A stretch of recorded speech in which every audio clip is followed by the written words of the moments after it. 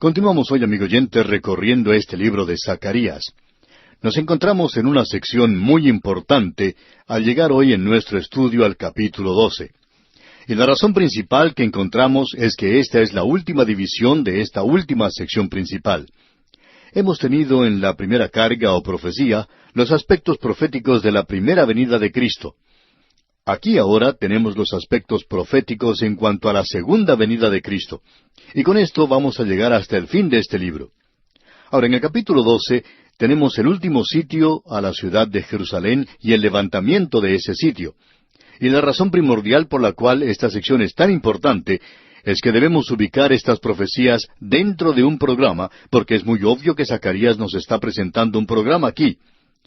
En el capítulo 11, él demostró primero que el verdadero pastor es aquel que entrega su vida por las ovejas. Ahora él es rechazado.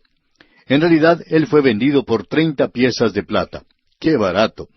Pero nuestra redención, amigo oyente, no fue comprada con oro o con plata, sino con la preciosa sangre de Cristo. Pero qué barato fue el precio por el cual él fue vendido en aquel día. Y tenemos entonces que el verdadero pastor es rechazado. Luego tenemos al pastor inútil. Ese es el pastor que nosotros hemos identificado como el anticristo. Después de la partida de la iglesia de la tierra, después de ese intervalo en el cual el verdadero pastor es presentado como aquel que dio su vida por las ovejas, llegamos al momento cuando el pastor inútil se presentará a sí mismo. Y él será aceptado al traer consigo el período de la gran tribulación y no el milenio. Y como resultado encontramos aquí que Jerusalén llegará a ser la capital de la tierra, donde Jesús reinará algún día en el milenio. Y tenemos aquí a esta ciudad atacada por el anticristo y cómo será librada. Por tanto, esto hace de esta sección algo importante. Ahora, la segunda razón que hace de esta sección algo importante es que esta área profética que tenemos aquí es rechazada hoy por la mayoría de los expositores y aún por aquellos así llamados conservadores. Ellos no quieren enfrentar el hecho de que aquí se nos presenta un programa panorámico de los propósitos de Dios con este mundo y con Israel en el futuro. Es algo triste decir eso, pero es cierto. Y luego tenemos aquellos hombres que, por cierto, son llamados fundamentalistas, pero que se inclinan a lo sensacional y destacan ciertas declaraciones en esta sección, y nosotros no pensamos que se puede hacer eso. No creemos que sea algo honrado el sacar un pasaje de aquí y tratar de ubicarlo en el presente cuando tiene que ver con el futuro. Se encuentra en este programa que él está presentando. Tenemos aquí, por tanto, que se nos va a presentar esta gran tribulación. Y también tenemos a Jerusalén sitiada. Y este fue ese tiempo que Jeremías llamó el tiempo de angustia para Jacob. El profeta Daniel escribió en cuanto a esto en el capítulo 12 de su libro.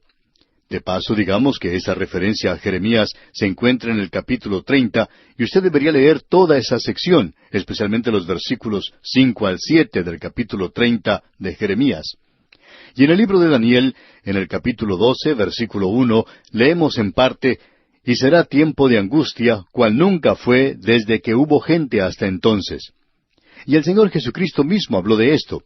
Él lo identificó, lo llamó la gran tribulación. Él dijo allá en el Evangelio según San Mateo, capítulo 24, versículos 21 y 22, «Porque habrá entonces gran tribulación, cual no la ha habido desde el principio del mundo hasta ahora, ni la habrá. Y si aquellos días no fuesen acortados, nadie sería salvo». Pues bien, tenemos aquí entonces la descripción de ese período en particular, y se nos presenta de la siguiente manera. El primer versículo de este capítulo 12 de Zacarías dice: «Profecía de la palabra de Jehová acerca de Israel. Jehová que extiende los cielos, y funda la tierra, y forma el espíritu del hombre dentro de él, ha dicho». Ahora usted debe notar que a través de todo esto, especialmente en esta sección que es rechazada hoy, tenemos este énfasis en particular sobre la declaración de Zacarías una y otra vez.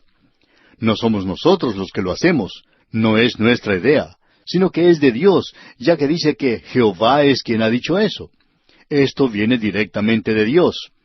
Y cuando usted, amigo oyente, rechaza esto, usted no es un crítico asalariado, sino que usted está demostrando sencillamente un conocimiento superficial, y puede ser capaz de hacer declaraciones intelectuales y decir: «Yo no creo en esto y no creo en aquello». Pero amigo oyente, Zacarías dice que esto es palabra de Jehová. Ahora, o él tiene razón y dice verdaderamente lo que quiere decir, o está mintiendo. No hay ningún punto intermedio. Y cuando usted lo rechaza, amigo oyente, no estamos diciendo que lo hace, pero cuando usted lo rechaza, usted le está haciendo a él un mentiroso. Y sabe una cosa, no creemos que él sea un mentiroso. Creemos que usted lo es, si lo rechaza. Ahora aquí se presenta un programa. Profecía de la palabra de Jehová acerca de Israel. Es una profecía, es un juicio. Y luego dice que es Jehová quien lo dice. Es palabra de Jehová. Él es quien lo ha dicho. Él lo expresa de una manera bastante dura, por cierto. Ahora notemos que él no ha concluido con todo esto. Él dice que extiende los cielos y funda la tierra, y forma el espíritu del hombre dentro de él. Y aquí tenemos tres grandes declaraciones. Y estas tres grandes declaraciones nos presentan una visión sublime de Dios como creador de este universo y de todo lo que se encuentra en él. Es una declaración tremenda la que tenemos aquí. Es una declaración sobrecogedora. En primer lugar, Él es quien extiende los cielos. El salmista, usted recordará, dice, «Los cielos cuentan la gloria de Dios, y el firmamento declara la obra de sus manos». Está siendo extendida. Hace varios años ya, muchos años, por cierto, un astrónomo inglés, Sir James Jean, presentó la teoría que creemos ha sido bien aceptada entre los astrónomos, según entendemos, de que este universo se está expandiendo. Él escribió un libro en cuanto a este tema, y entendemos que este hombre era un creyente. Y él dice que este universo, desde que comenzamos a hablar hoy, es probablemente varios millones de kilómetros más grande que cuando comenzamos. Y queremos expresar que esto es, por cierto, extender mucho las cosas. Y usted y yo estamos viviendo en un universo donde estas tremendas cosas creadas por Dios se están apartando entre sí y están moviéndose y circulando a través del universo. Ahora aquí dice que extiende los cielos. ¡Cuán grande es Dios! Y luego dice, y funda la tierra. Él está prestando atención en particular a esta pequeña tierra en la cual vivimos. El hombre hoy no está satisfecho de que vive en un universo, de que es el único ser humano aquí. El hombre ha estado enviando cohetes teleguiados, no contra otra nación, sino fuera, hacia otros mundos. Y no estamos tratando de ver si tienen algo que decirnos, sino que estamos tratando de atisbar por sus ventanas a ver si están allí. Pero no hay nadie allí. Es Dios quien ha puesto el fundamento, los cimientos de esta tierra. Y luego tenemos la más notable de estas tres declaraciones. Y forma el espíritu del hombre dentro de él. El hombre es una creación un poquito diferente de cualquier otra cosa sobre la tierra. Él es superior a cualquier cosa en la tierra, pero no ocupa una posición tan elevada como esas inteligencias creadas que llamamos ángeles. Y creemos que el universo está lleno de las inteligencias creadas por Dios. No creemos que sean esos hombrecitos de Marte. Los científicos están descubriendo que si uno viviera en el planeta Marte, pronto estaría buscando salir de allí. Y que usted y yo estamos viviendo en un universo que no parece ser habitado. Y no creemos que Dios haya colocado un cartel diciendo que hay vacantes en algún otro lugar. Opinamos que si lográramos salir de nuestro sistema solar, descubriríamos que las inteligencias creadas de Dios están en este universo. Son criaturas espirituales, y nuestras cámaras no son capaces de captar a ninguna de ellas. De eso estamos seguros. ¿Qué cuadro más glorioso es este de Dios como el Creador? Y nos revela el hecho de que los hombres que hace muchos años eran llamados deístas, creían que había un Creador. Ellos no eran evolucionistas, y creían que Dios creó el universo y luego se fue y lo dejó y se olvidó completamente de él, como si le hubiera dado cuerda y lo hubiera puesto en marcha y luego lo hubiera dejado allí. Así es que ellos eran llamados deístas. Pues bien, este versículo aquí nos revela que Dios no se fue y lo dejó allí, sino que Dios es en realidad inmanente en su universo, es decir, que está unido de un modo inseparable a su universo, así como el estar fuera de él. Y revela que existe una gran actividad de Dios, no solo en los cielos, y eso es fantástico, por supuesto, sino que Él también está actuando en este gran universo en el cual vivimos. Amigo oyente, estamos viviendo en un universo que está lleno de energía, solo que el hombre ha agotado la energía en este pequeño mundo en el que vivimos. Creemos que Dios ha colocado lo suficiente aquí, como para que nos dure hasta que Él esté listo para actuar y controlar esto nuevamente. Es como si se estuviera agotando la gasolina en la estación de servicio. Esa es otra razón por la cual creemos que estamos avanzando hacia el fin de esta edad. Encontramos entonces que Dios está obrando en una forma definida y positiva en cuanto a lo que se refiere al universo. Y Él es el que por tanto ha formado el espíritu del hombre. Él es el Dios nuestro, omnipotente, todopoderoso, omnisciente. Él es sabiduría y conocimiento. Amigo oyente, creemos que a esto se le ha llamado uno de los discursos escatológicos más magníficos que se puede encontrar en la palabra de Dios. Y aún así no es creído en el presente, inclusive por muchos de aquellos que se llaman a sí mismos conservadores o evangélicos. Y esa también es otra palabra que cubre una multitud de pecados. Ahora notemos lo que dice el segundo versículo de este capítulo 12 de Zacarías. He aquí yo pongo a Jerusalén por copa que hará temblar a todos los pueblos de alrededor contra Judá en el sitio contra Jerusalén. Notemos que menciona a Jerusalén. En solamente un versículo es mencionada 2 veces. Y como dijimos anteriormente, Jerusalén es mencionada como 10 veces en este capítulo. Aquí tenemos a Jerusalén que llega a ser el centro mismo de la actividad que tendrá lugar cuando se instale el anticristo. Llega a ser el centro de juicio. Y él dice, he aquí yo pongo a Jerusalén por copa. Y creemos que esto es un poquito más grande que un vaso, digamos de paso. Esta expresión nos da la idea de un recipiente de mayor tamaño, porque Dios nos dice, he aquí yo pongo a Jerusalén por copa. Ahora identifiquemos esto. ¿Cuándo tendrá lugar? Bueno, tendrá lugar cuando comience el sitio contra Jerusalén y contra Judá. ¿Cuándo? En los días postreros. En ese tiempo que el Señor Jesucristo llamó el período de la gran tribulación.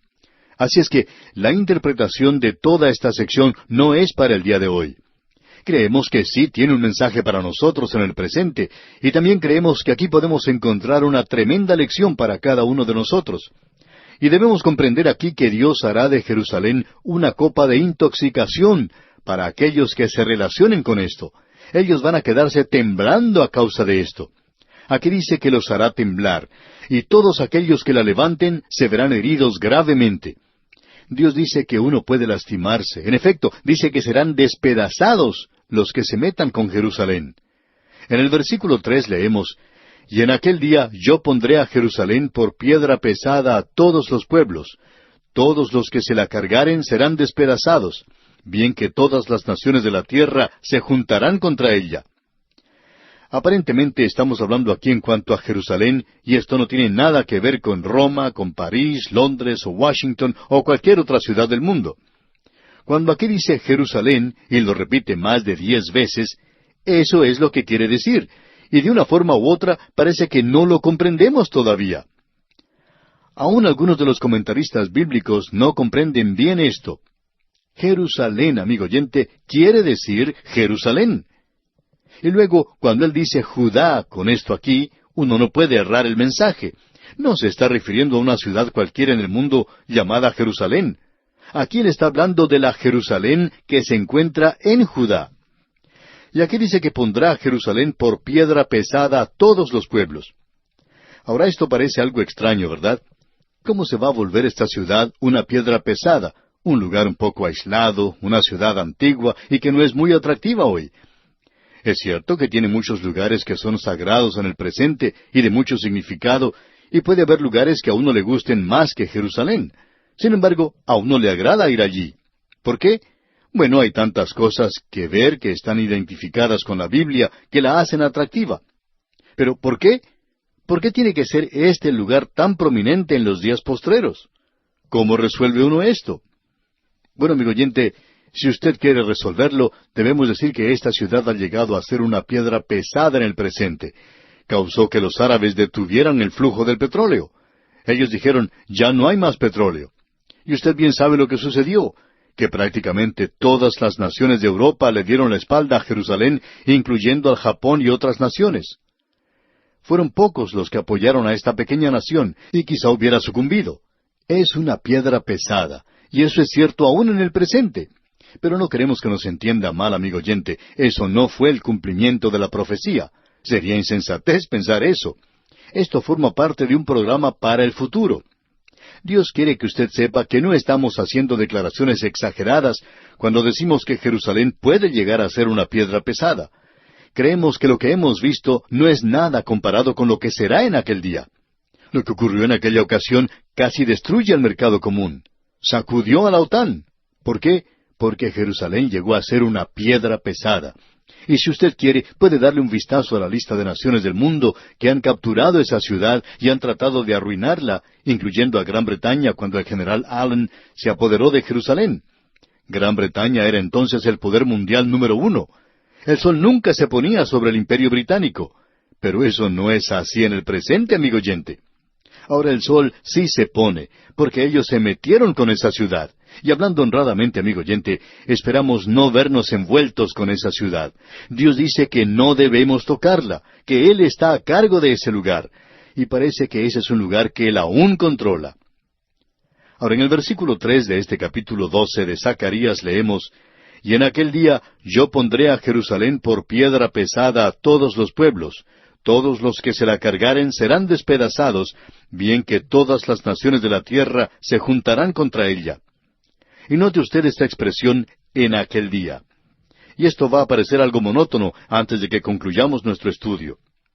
Ahora el versículo 4 continúa diciendo, «En aquel día», y aquí está otra vez, «dice Jehová, heriré con pánico a todo caballo y con locura al jinete, mas sobre la casa de Judá abriré mis ojos, y a todo caballo de los pueblos heriré con ceguera». Es decir, que cuando el enemigo caiga contra ellos, Dios les va a liberar. Esto es porque cuando el enemigo viene, y el caballo aquí representa la guerra, y cuando el caballo demuestra pánico, el jinete muestra locura. Y amigo oyente, por cierto que habrá confusión allí. Luego en el versículo 5 de Zacarías capítulo 12 leemos, «Y los capitanes de Judá dirán en su corazón, tienen fuerza los habitantes de Jerusalén en Jehová de los ejércitos, su Dios». Y Jerusalén en aquel día llegará a ser un refugio para el pueblo de Dios en la tierra. Bien, amigo oyente, vamos a tener que dejar nuestro estudio aquí por hoy, pero vamos a continuar, Dios mediante, con este mismo asunto en nuestro próximo programa. Y le invitamos a que nos acompañe y a seguir con nosotros este programa en el que Dios menciona los días postreros que tienen que ver con esta tierra hasta el establecimiento de su reino en esta tierra. Continuaremos pues con este mismo asunto, Dios mediante, en nuestro próximo programa. Mientras tanto, le sugerimos que lea el resto de este capítulo 12 de Zacarías y se familiarice con su contenido para que así esté mejor preparado para nuestro próximo estudio.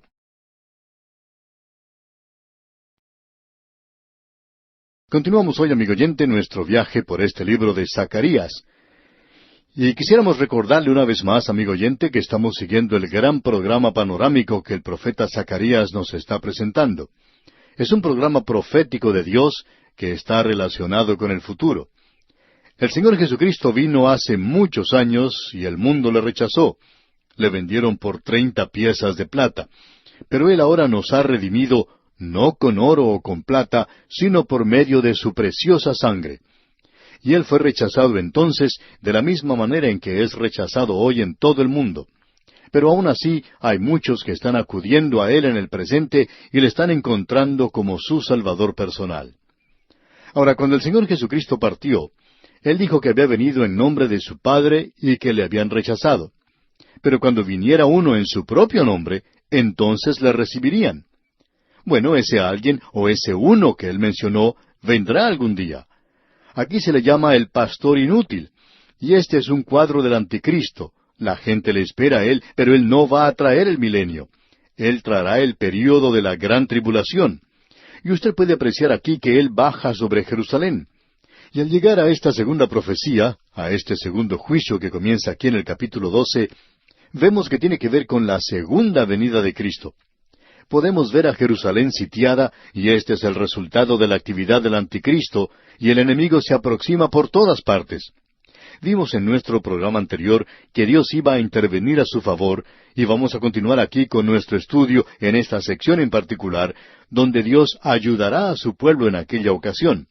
Y de seguro que usted se puede preguntar, bueno, ¿y por qué interviene Él a su favor cuando ellos le están rechazando? Y eso lo veremos dentro de algunos instantes. Veamos ahora lo que dice el versículo 6 de este capítulo 12 de Zacarías. En aquel día pondré a los capitanes de Judá como brasero de fuego entre leña, y como antorcha ardiendo entre gavillas, y consumirán a diestra y a siniestra a todos los pueblos alrededor, y Jerusalén será otra vez habitada en su lugar, en Jerusalén. Y una vez más quisiéramos recordarle, amigo oyente, que estamos hablando de Jerusalén. No estamos hablando en cuanto a Roma o a Washington o de cualquier otra gran ciudad, sino que estamos hablando en cuanto a Jerusalén, y este es un lugar geográfico en Judá. Él ya ha identificado a Judá y a Jerusalén juntas, y él lo hace nuevamente en el versículo 7 de este capítulo 12 de Zacarías, donde dice, «Y librará Jehová las tiendas de Judá primero, para que la gloria de la casa de David y del habitante de Jerusalén no se engrandezca sobre Judá». Es decir, que ellos mirarían en forma despectiva, por así decirlo, al resto del país. Y pensamos que hay personas en una sección de un país que tienen la tendencia de mirar de manera despreciativa a la gente de otras secciones del país. En algunos lugares se critica el acento, por ejemplo, que tiene una persona que proviene de otra parte del mismo país, aunque sea una persona bien educada y con mucho conocimiento. Pero por tener ese acento un poco diferente al de los demás, hay personas que tienden a menospreciarlos, a tratarlos de ignorantes, y esta es una tendencia que existe en todos. Podríamos decir que esta es la naturaleza humana. Pero si el Señor se manifestara primero a Jerusalén y a la casa de David, entonces ellos mirarían con desprecio al resto de los judíos. Podrían decir que el Señor no se había manifestado a ellos en primer lugar y que por tanto estos otros eran mejores. Y Dios dice que Él les va a elegir a ellos primero. El Señor Jesucristo tuvo algo que decir en cuanto a que los primeros serán postreros y los postreros serán primeros. Ahora vamos a tener varias sorpresas cuando lleguemos al cielo, amigo oyente. Creemos que una de las sorpresas más grandes va a ser el encontrar allí a personas que nosotros pensábamos que no íbamos a encontrar allí. Y faltarán algunos que nosotros opinábamos que deberían estar en el cielo. Esa es la primera sorpresa. Y luego vamos a ver a quiénes son en realidad aquellas personas que Dios ha reconocido como sus siervos y que estaban trabajando fielmente en aquello que Él quería que hicieran. Y eso puede ser muy diferente a lo que opinamos ahora. Creemos que vamos a recibir una gran sorpresa. Y Dios presenta esto claramente para esta gente aquí. Y librará Jehová las tiendas de Judá primero. Y eso le dará algo que pensar a Jerusalén y a la casa de David. Luego, en el versículo 8 de este capítulo 12 de Zacarías, leemos, «En aquel día Jehová defenderá al morador de Jerusalén. El que entre ellos fuere débil, en aquel tiempo será como David, y la casa de David como Dios, como el ángel de Jehová delante de ellos». David fue un gran soldado, y si usted no cree esto, pues entonces lea el relato en cuanto a su propio hijo Absalón. Usted puede leer cómo él tomó esta nación esparcida y dividida y los unió a todos, y cómo trataron a los filisteos. David era un gran administrador, un gran soldado, un gran general. Él era una persona muy capaz en cuanto a la estrategia y una persona de tremenda habilidad. Y él dice ahora que en aquel día todo hombre, aun el más débil, será como David, y David será como Dios. Para nosotros, amigo oyente, esta es una de las declaraciones más emocionantes que uno pueda tener, que David será como Dios. Y amigo oyente, permítanos comunicarle algo, que vino uno en el linaje de David y que es Dios. David será como Dios, y ese es el Señor Jesucristo. Él nació de María, de la casa de David, y él estaba en Jerusalén, en Belén, porque ella fue a ese lugar para ser empadronada, o sea, para ser censada. Y ella pertenecía a la casa de David. Y José, su marido, también tenía que ser empadronado, y él era de la casa de David. Pero él no tenía nada que ver con el nacimiento del Señor Jesucristo. Así es que ellos fueron a ese lugar, y él nació en la familia de David. Y esto se nos informa en el libro de las generaciones del Señor Jesucristo. Así es como comienza el Nuevo Testamento. ¿Cómo? ¿Nacido de quién? De David. Eso se menciona primero en el Nuevo Testamento y luego podemos notar que esa generación o esas generaciones van hacia el mismo Abraham. Pero David es mencionado primero, y aquí lo tenemos. Ahora, en el versículo 9 de este capítulo 12 de Zacarías leemos, «Y en aquel día yo procuraré destruir a todas las naciones que vinieren contra Jerusalén». En ese entonces habrá una gran concentración de naciones. Vamos a ver eso con mucho detalle cuando nos toque estudiar el libro de Apocalipsis, y todas estas grandes profecías son como un tren o como un avión que se dirige a la estación o al aeropuerto. Todas estas corrientes y profecías que se originan en otras partes de la Biblia llegan al libro de Apocalipsis como a un gran aeropuerto o una gran estación o terminal del ferrocarril. Todas van a terminar en ese libro. Y ya veremos eso cuando nos toque estudiar ese último libro del Nuevo Testamento. Así es que en aquel día vendrá contra Israel el enemigo de afuera. Ahora, ¿por qué los va a proteger Dios y les va a liberar? Bueno, aquí se nos da la razón. La encontramos en el versículo 10 de este capítulo 12 de Zacarías, donde leemos: «Y derramaré sobre la casa de David y sobre los moradores de Jerusalén espíritu de gracia y de oración, y mirarán a mí a quien traspasaron, y llorarán como se llora por hijo unigénito, afligiéndose por él como quien se aflige por el primogénito». Esta es otra razón por la cual no creemos que el presente regreso a la tierra de Israel es un cumplimiento de cualquier profecía de las Escrituras, porque esta Escritura lo presenta de una manera muy clara, y no solo aquí, sino que Joel también menciona esto, de que Dios va a derramar sobre ellos el Espíritu de gracia, es decir, el Espíritu Santo. Y Él derramará el Espíritu Santo sobre esta gente durante ese período, y a causa de eso, la difusión del Espíritu Santo ha venido sobre ellos, y ahora ellos son sus testigos. Y usted puede ver que Él les protege en el período de la gran tribulación, porque tenemos esa causa que ha sido presentada para que el ángel selle a los 144,000 de esas personas. Ahora debemos entender que esos 144,000 son personas que viven en la tierra de Israel. No son personas que dicen formar parte de esos 144,000 así arbitrariamente, sin ninguna base.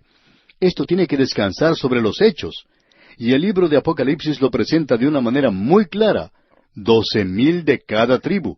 Y si usted va a decir que es uno de los 144,000, entonces, amigo oyente, puede estar seguro de una cosa, que usted no es salvo en el presente.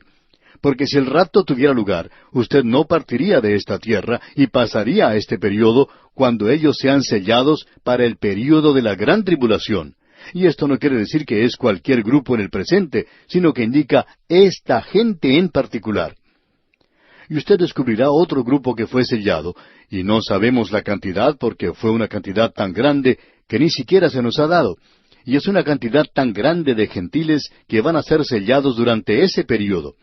Y ellos van a pasar a través del período de la gran tribulación y se mantendrán firmes por Dios en ese período. Ahora que la iglesia ha sido quitada, el Espíritu Santo, según comprendemos nosotros, no sale de la tierra, sino que hace aquello que estaba haciendo antes del día de Pentecostés. Es decir, que Él descenderá sobre ciertas personas, y entonces tiene lugar este derramamiento del Espíritu sobre ellos. Y opinamos nosotros que el remanente estará de regreso en aquella tierra. No creemos que lo que ha ocurrido allí en nuestra época, cuando se constituyeron como nación en 1948, no creemos que haya habido un tiempo cuando uno pudiera decir que tuvo lugar un derramamiento del Espíritu de Dios.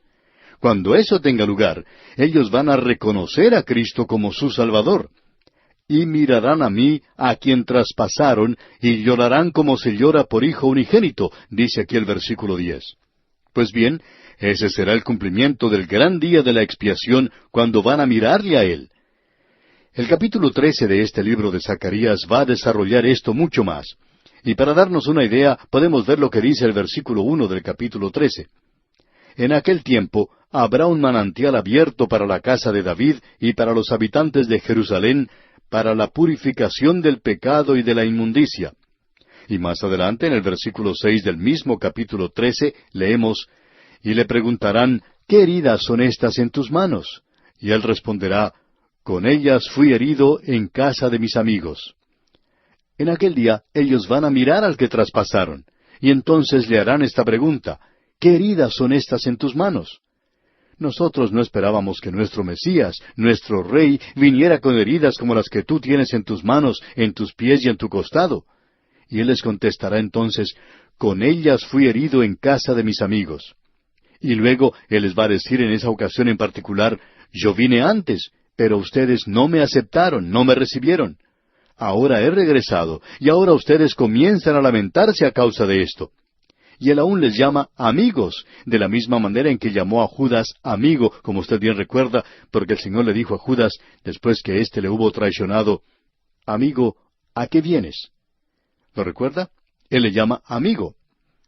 También vemos que lo que sigue diciendo aquí el capítulo 13 es algo que se cita en el Nuevo Testamento. Podríamos recomendar que se lea allá en el Evangelio según San Mateo. En efecto, esto que dice aquí en el versículo 7, hiere al pastor y serán dispersadas las ovejas, eso lo vemos en Mateo capítulo 16 y versículos 31 al 37. También en el Evangelio según San Marcos, capítulo 14, versículos 27 al 35. De esto hablaremos cuando estudiemos el capítulo 13. Esto es importante de estudiar de nuestra parte. Ahora hemos estado hablando de esta pregunta de por qué va Él a defender a Jerusalén. Él ha derramado el Espíritu de gracia sobre ellos. Y amigo oyente, esa es la única manera por medio de la cual usted y yo podemos tener al Espíritu de Dios dentro de nosotros. Usted no tiene que buscarle, o gemir, o quejarse, y tratar de llegar a ser un super santo para poder tener el Espíritu Santo.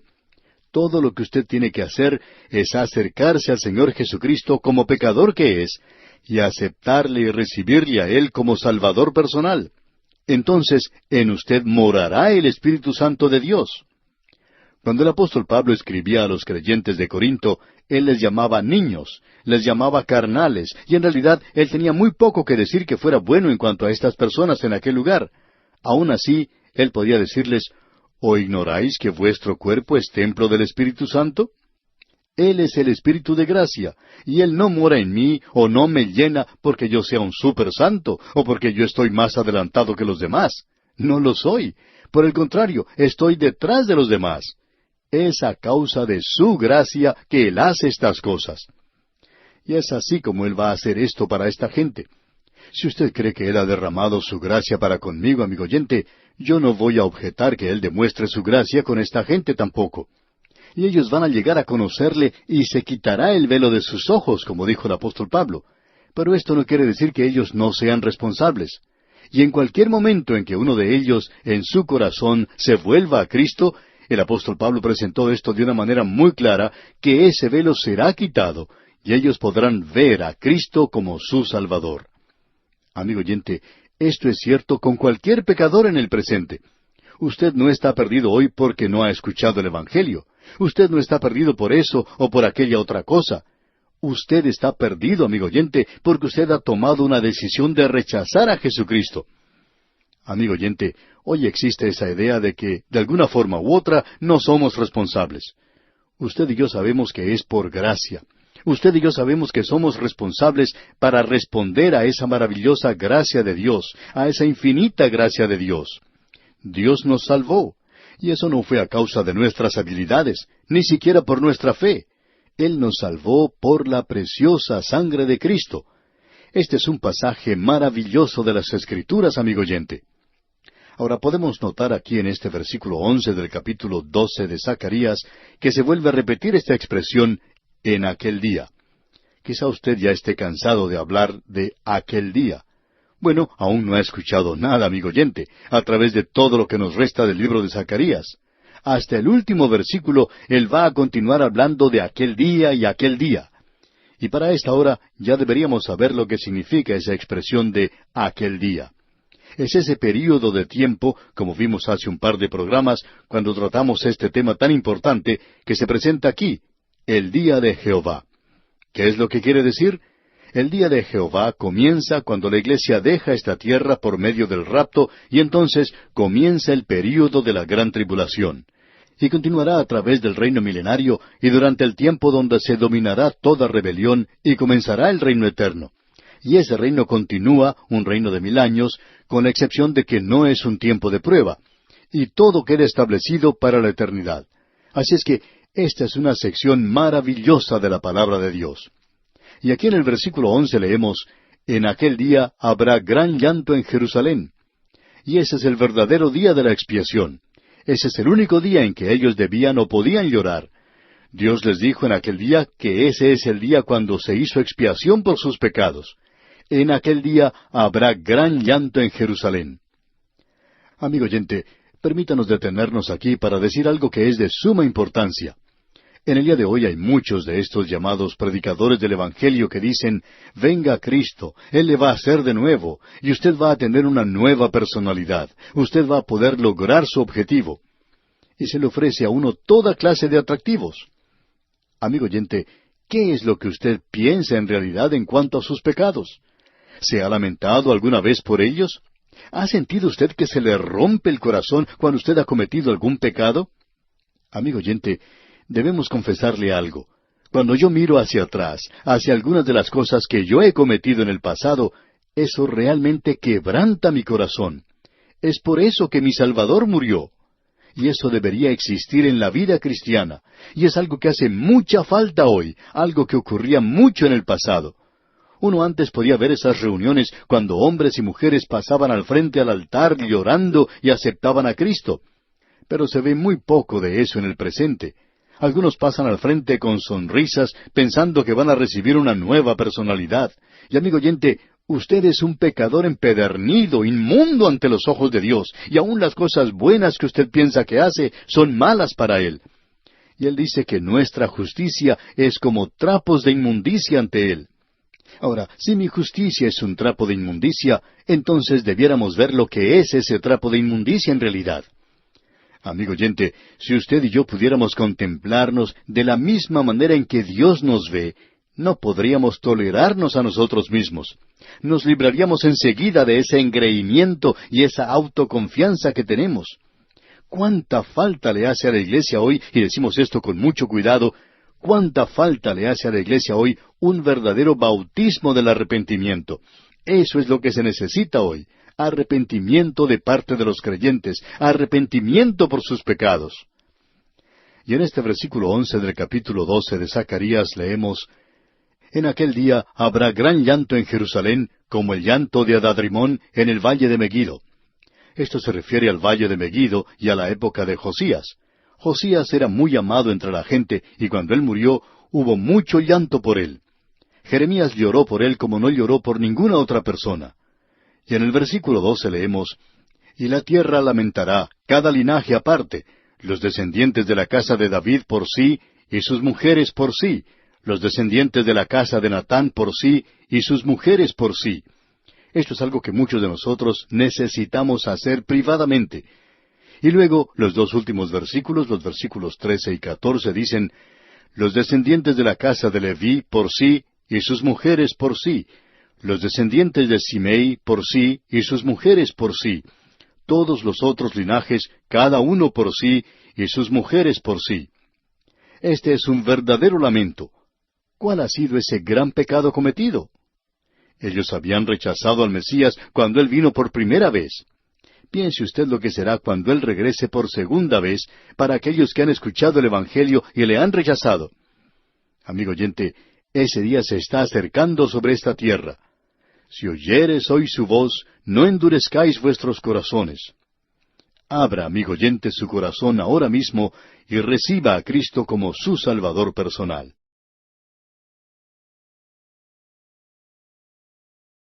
Continuamos hoy, amigo oyente, nuestro viaje por este libro de Zacarías. Y al continuar en nuestro estudio, queremos seguir haciendo un repaso al continuar en esta sección que tenemos ante nosotros en el capítulo 13, ya que esta es una sección muy importante y que ha sufrido mucho abandono en el presente. En realidad, esta sección ha sido rechazada por muchos de aquellos así llamados creyentes bíblicos, y según nosotros, tratan esto tan mal como cualquier liberal que rechaza la inspiración de la Escritura, porque ellos espiritualizan todo esto y hacen que tenga un significado diferente. Ahora, al pasar a través de este libro, siempre apreciamos mucho lo que dice, porque opinamos y sentimos que ha sido un libro un poco abandonado. Pero cada vez que lo leemos, aprendemos algo nuevo. En realidad, amigo oyente, nos encontramos en una sección en este instante que queremos repetir. No nos sentimos capaces ni competentes de interpretar en el nivel tan elevado en que esto debiera ser interpretado. Nos gustaría mucho poder presentar esta sección de la manera en que sentimos que debiera ser presentada.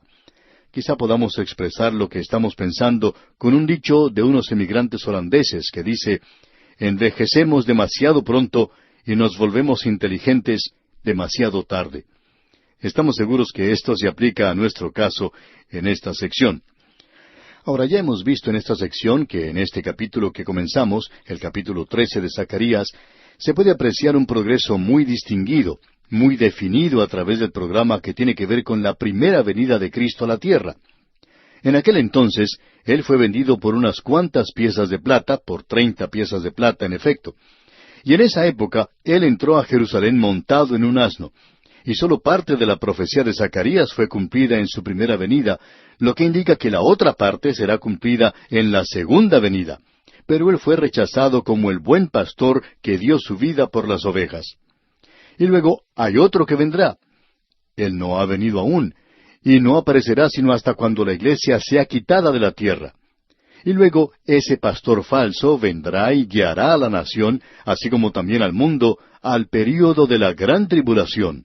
Y la única liberación que habrá entonces ocurrirá cuando Cristo venga a la tierra a establecer su reino. Y Él es el único que puede traer paz a esta tierra. Al llegar a este punto en particular del programa que se nos presenta, queremos hacer algunas declaraciones preliminares porque consideramos que esto es muy importante. Queremos tratar algo que ocurrió, algo que sucedió hace muchos años atrás, en un 2 o 3 de diciembre, un día jueves, cuando un gran avión partió de una base de la Fuerza Aérea en el estado de Maryland, en los Estados Unidos. Ese avión llevaba pintada la insignia del presidente de los Estados Unidos. En esa ocasión, el presidente comenzaba uno de los viajes más largos que cualquier presidente hubiera realizado. Él iba a visitar 3 continentes y a mantener conferencias con una docena de gobernantes. Él iba a ser visto por millones de personas. Ahora, el objeto supremo de ese viaje en ese momento era el de la paz. Y el presidente norteamericano, Eisenhower, en ese momento, lo expresó diciendo que era un esfuerzo para obtener la paz con justicia. Ahora, ese era un objetivo digno y loable. Y en 19 días, él viajó más de 35,000 kilómetros. Ahora, desde ese viaje ha habido otros presidentes que han viajado mucho más, y ellos han tratado de traer la paz a la tierra. La esperanza y las oraciones de 1,000 millones de personas en esa ocasión en que el presidente Eisenhower hizo ese viaje, estaban con él porque el mundo quiere la paz.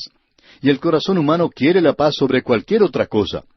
Lo interesante de todo esto que vemos aquí es que Él fue en esa época del año cuando nosotros celebramos el nacimiento de un niño de quien se dijo, «Gloria a Dios en las alturas y en la tierra paz, buena voluntad para con los hombres».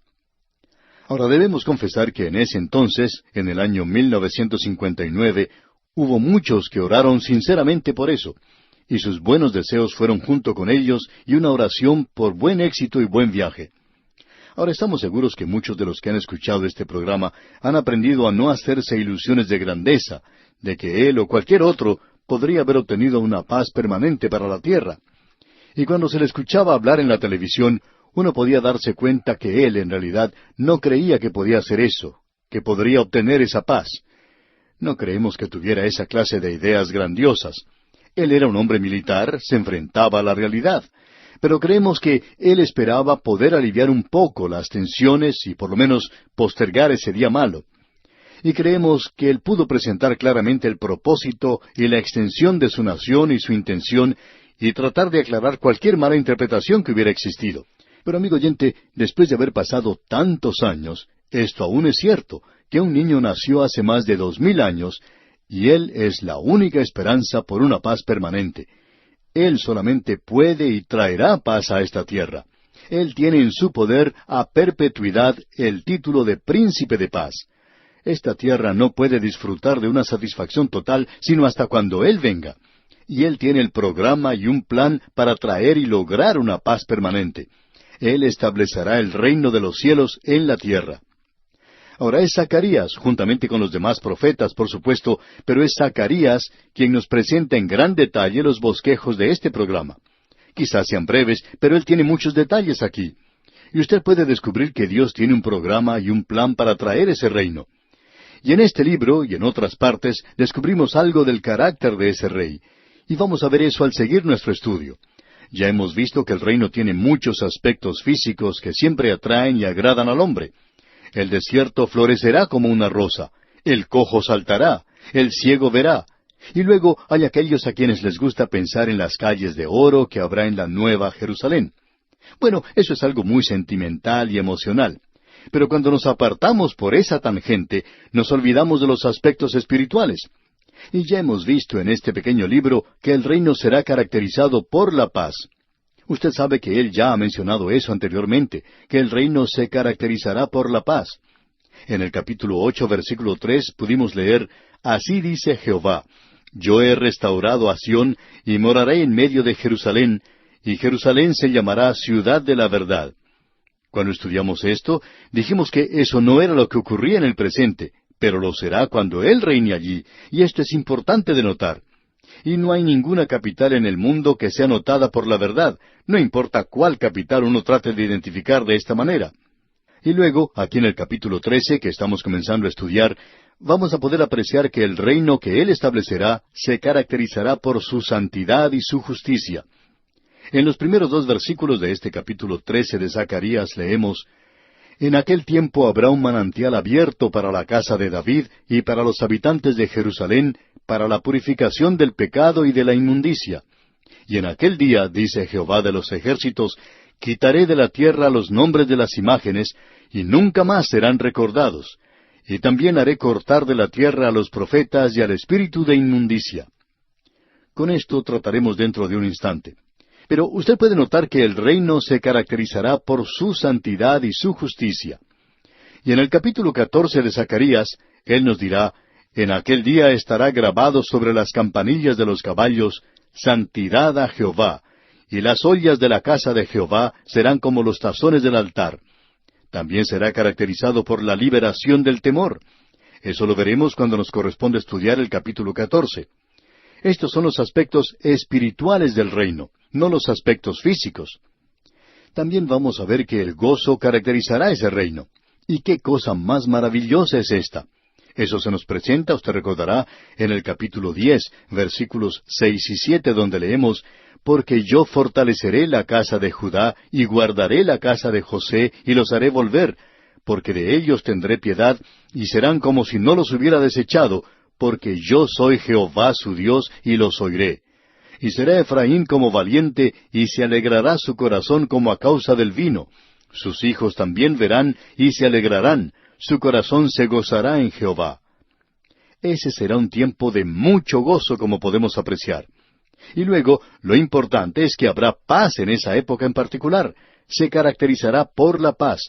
Y se nos dice en el capítulo 9, versículo 10 de este libro de Zacarías: Y de Efraín destruiré los carros, y los caballos de Jerusalén, y los arcos de guerra serán quebrados, y hablará paz a las naciones. Ese es el momento en que Él viene a reinar. Ahora, nosotros hemos estado siguiendo ese programa. Él vino la primera vez. Y entonces fue cuando le vendieron y le rechazaron y le entregaron a los gentiles para crucificarle. Luego vemos que hay un período que ya ha durado por algún tiempo, y Zacarías no está hablando en cuanto a la iglesia, pero nosotros sabemos que este es el período de la iglesia en el cual estamos viviendo en el presente y que llegará a su fin. Y cuando eso ocurra, entonces vemos que aparecerá este pastor inútil, el anticristo. Y él no va a traer consigo el reino, sino que traerá el período de la gran tribulación. Y luego vemos que sólo puede ser concluido ese período bajo su dictadura mundial por la venida de Cristo a establecer su reino a la tierra. Eso es lo que tenemos ante nosotros aquí. Y todo esto, según opinamos, debería tomarse de una forma literal. Esa es la razón por la cual decimos que hay muchas personas hoy que piensan que Dios no tiene un propósito futuro con Israel. Bueno, uno no podría leer este pasaje de las Escrituras y dejarlo de lado, a no ser que uno lo espiritualice. Y si usted hace eso, entonces no tiene una opinión muy elevada de la inspiración de las Escrituras. Usted sencillamente no piensa que Dios quiere decir lo que está diciendo cuando lo dice.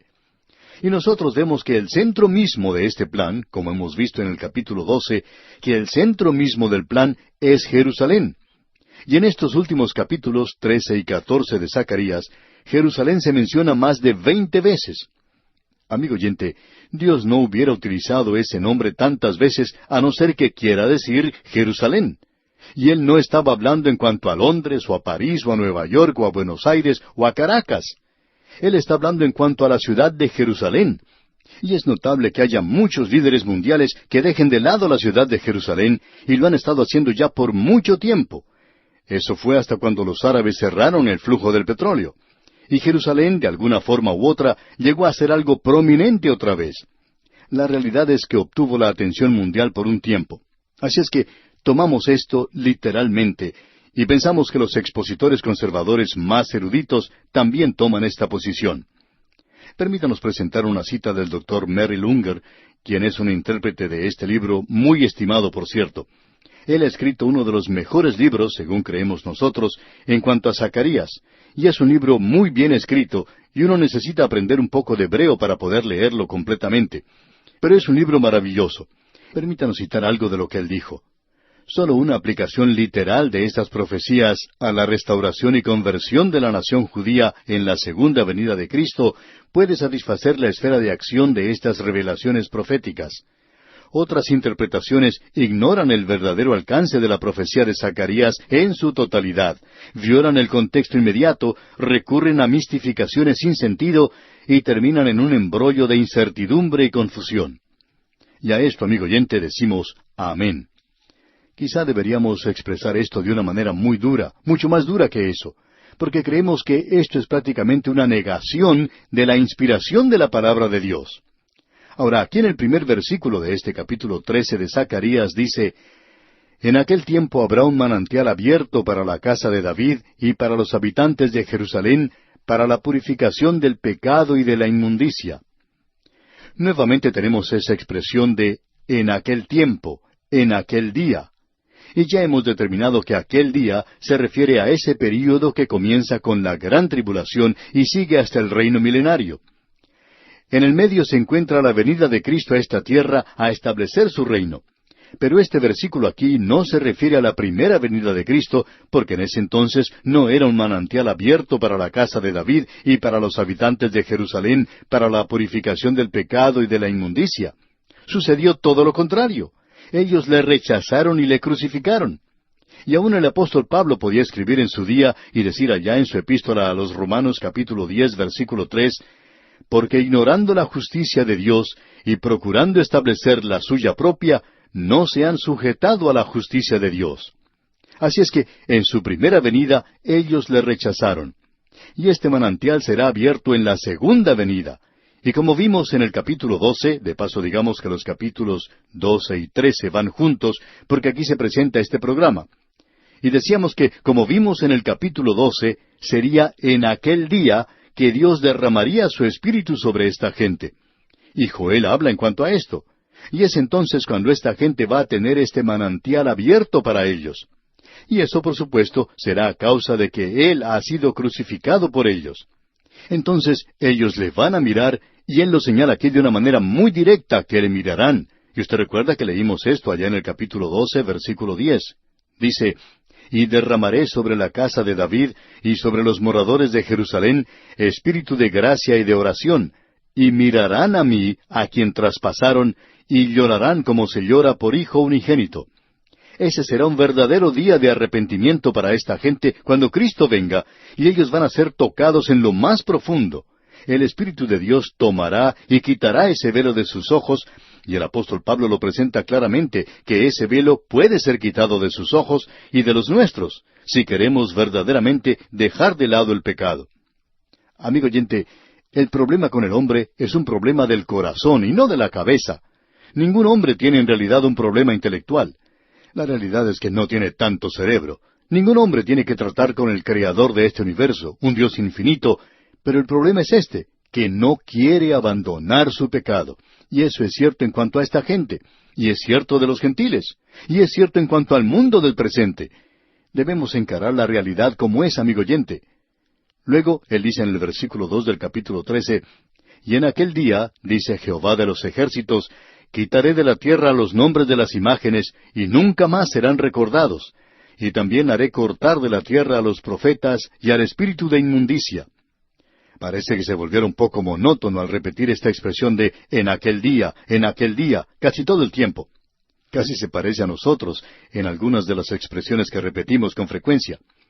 Bien, observemos esto. Dice Jehová de los ejércitos, quitaré de la tierra. Cuando ellos regresaron de la cautividad babilónica, y se había llevado Babilonia el oro, y habían regresado y habían abandonado la idolatría como la habían tratado anteriormente, Todavía había esos pequeños terafines en los hogares que ellos adoraban y que estaban usando. Y tenían toda clase de fetiches y cosas por el estilo. Aún hoy las así llamadas personas civilizadas piensan que si se ponen ciertas cosas, que eso les protegerá del peligro. O si se ponen alrededor del cuello alguna otra cosa, que eso les protegerá del peligro, de esto, de aquello. Esa era pues la clase de idolatría que se había entregado esta gente. Y Dios dice aquí, quitaré de la tierra los nombres de las imágenes, y nunca más serán recordados. Y también haré cortar de la tierra a los profetas y al espíritu de inmundicia. Esto tiene referencia, por supuesto, a la venida de Cristo. Y esto indica que los demonios van a ser quitados en esa ocasión. Usted y yo, amigo oyente, vivimos en un mundo donde los demonios están muy activos. Muy a menudo se nos demuestra eso. Parecería que estamos viendo en el presente mucha actividad al acercarnos al fin de la edad. Pero hablando honradamente, amigo oyente, pensamos que ha existido una manifestación de los demonios todo el tiempo. Y ellos lo hacen de una manera muy sutil. La razón por la cual este pasaje de las Escrituras es tan importante es que este es el único pasaje que habla de los demonios que serán cortados o quitados de la tierra durante el milenio. En el libro de Apocalipsis se nos dice que los profetas y los falsos profetas y el anticristo, ese rey engañador y también el diablo, van a ser quitados. Pero hablando honradamente, amigo oyente, nada se dice allí en cuanto a los demonios. Ahora, aquí los tenemos delante de nosotros, y dice la razón por la cual ellos serán cortados en aquella época en particular. Podemos ver lo que nos dice aquí el versículo 3. Y acontecerá que cuando alguno profetizare aún, le dirán su padre y su madre que lo engendraron, no vivirás porque has hablado mentira en el nombre de Jehová. Y su padre y su madre que lo engendraron le traspasarán cuando profetizare. Ahora esto parece un lenguaje duro, severo, pero ese será un día, amigo oyente, cuando los hombres van a poner a Dios primero. Ellos le traicionaron a Él la primera vez que vino, y va a ser traicionado hoy también. Pero en aquel día, ellos van a ser fieles a Él y le pondrán por encima de todo, aun cuando haya un hijo que profetice falsamente. Y bien, vamos a detenernos aquí por hoy.